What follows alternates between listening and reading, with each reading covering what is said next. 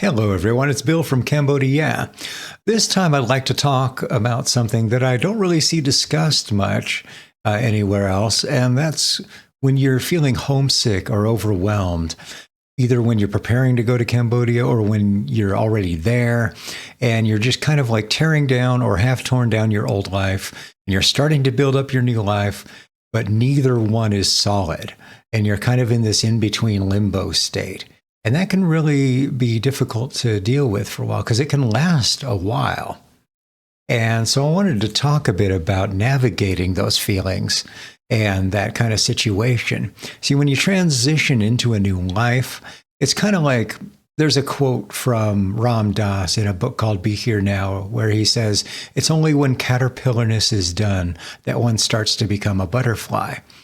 And it's kind of like that, like a caterpillar goes into the chrysalis, the cocoon, and they turn into this formless goo for a while they're transitioning, and they're not yet a butterfly.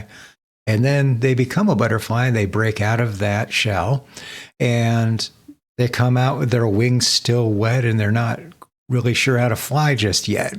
And that whole period of time can be very overwhelming and difficult to deal with, because you don't belong in either life. You don't belong anywhere just yet. You may mourn the loss of your old life, which is normal. You can feel very disoriented, which is normal. This is the part where you just have to hang on and write it out and remember 4 words that I find extremely helpful in situations like this. This too shall pass. No matter what it is, something's really good, something's really bad, it's going to pass. Your relationships, the people you love, yourself, everything will pass eventually. The only constant is change. So remember that and mentally prepare for it. When these feelings hit of overwhelm, like, I don't know what I'm doing, holy shit, what have I done? I just actually moved out to Cambodia. Take some time to breathe it out. When I left last time, like if you look at my old videos and everything, I wasn't really fully sure why I left at the time. I had a lot of ideas about it and everything like that, and I was just trying to explain it the best I could understand at the time. But having had time to reflect over the last few years before I made the decision to return there, is that I didn't write it out. And I just got overwhelmed, and anxiety hit me. I kind of had a prolonged panic attack, and I needed to run to what was familiar. And that kind of really messed me up. And I just kind of scrambled and went back home. And it's probably for the best because, truth be told, I didn't really want to be a teacher.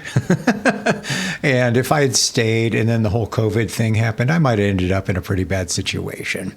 So, financially and everything. So it's good that I came back to America, had a lot of time to collect myself and figure a lot of things out.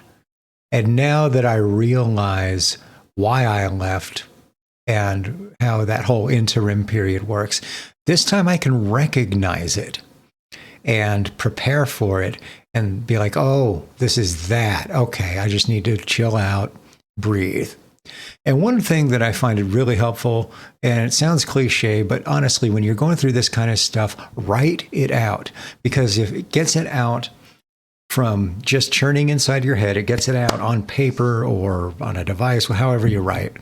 And it gives you a bit of objectivity from it.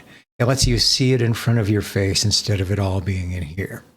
And sometimes it helps bring a lot of clarification that you wouldn't otherwise have if you didn't do that. Just remind yourself that these feelings are temporary.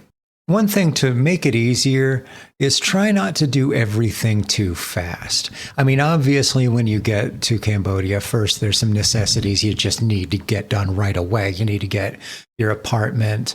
You need to get, a bank account or whatever. Get those basics all set up. But after that, like when you're just getting stuff for your apartment and learning where everything is, take your time with that. You don't have to rush it at that point. As long as you got your bare necessities to get by, you can eat, you can shower, you can sleep, you can work. Once you have those very survival basics taken care of. Take your time with the rest of it. Explore the different markets. Slow down, because you got there. You made it. You did the hardest part.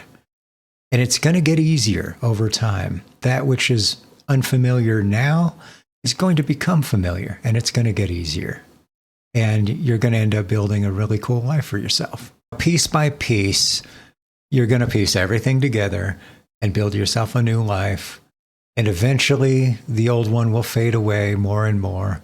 The new one will become more and more solid. Those feelings will not be so intense. So I hope this has helped you. If there's anything else you'd like me to cover, please let me know. I'd really appreciate a like or a subscribe if you'd be so kind. And I'll talk to you next time. Take care. Bye-bye.